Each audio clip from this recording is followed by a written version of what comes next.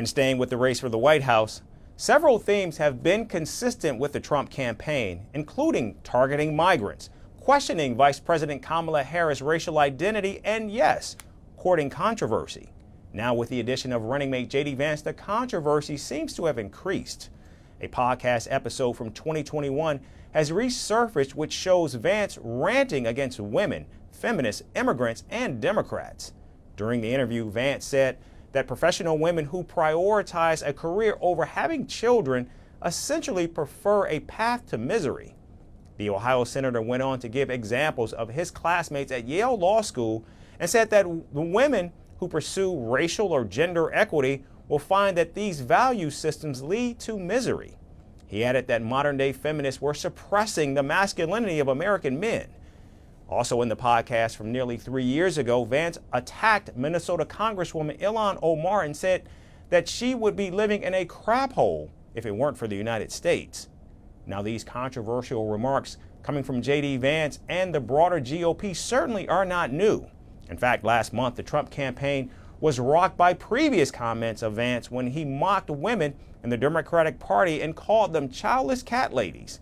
In fact, ever since he was picked as Donald Trump's running mate, Vance has spent a large amount of his time on the campaign trail defending his previous comments that have largely been seen as offensive. Just last week, Donald Trump and JD Vance were again at the center of another controversy while attending a wreath-laying ceremony at Arlington Cemetery to honor 13 service members who were killed in the Kabul airport bombing back in 2021. The Republicans have been heavily criticized for attempting to politicize the hallowed grounds and not following rules which prohibit presidential candidates from conducting political activity inside the sacred space. Adding to the controversy, an aide from the Trump campaign allegedly got into a physical altercation with an Arlington Cemetery staff member who objected to the political messaging. JD Vance even defended the visit despite the Army issuing a statement against political activities on cemetery grounds. It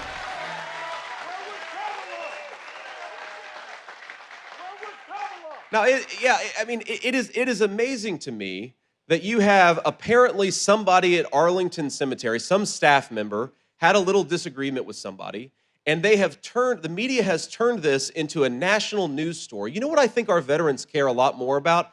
That Kamala Harris's VP nominee lied about his military service. I think that our veterans care a lot more about that. Now, between alienating women and U.S. military veterans, the self-inflicted wounds are coming at a time when the race is in an all-out sprint to the finish, and the Harris campaign is beginning to now separate itself in the polls.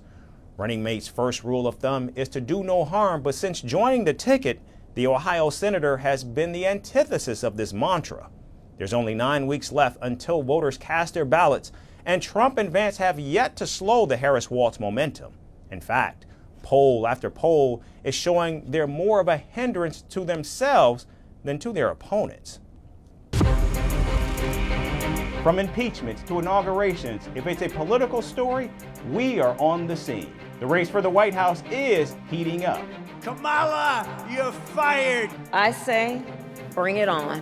If it's breaking news, we're live with the latest coverage. From the White House, the State Department, and Capitol Hill, we know the issues, but above all, we know the players to bring you the latest in-depth analysis on all the key stories that we're covering.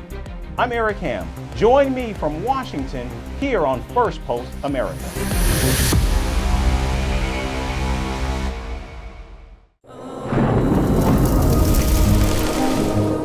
Climate change is on our doorstep. It's time for a revolution to take root. And it starts with 1.4 billion Indians. It starts with one tree. One tree for humanity. One tree for Mother Earth. One tree for our future. Project One Tree, a News 18 network initiative.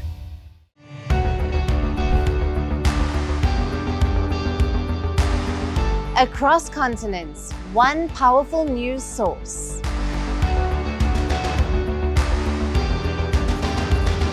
bringing you diverse perspectives on the issues that matter.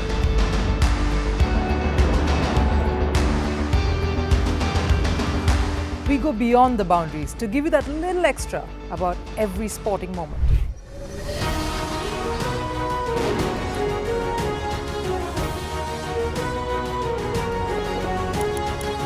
So thank you for making Firstpost 5 million strong. We're counting on your support, and you can trust us to bring you the news unfiltered and unvarnished.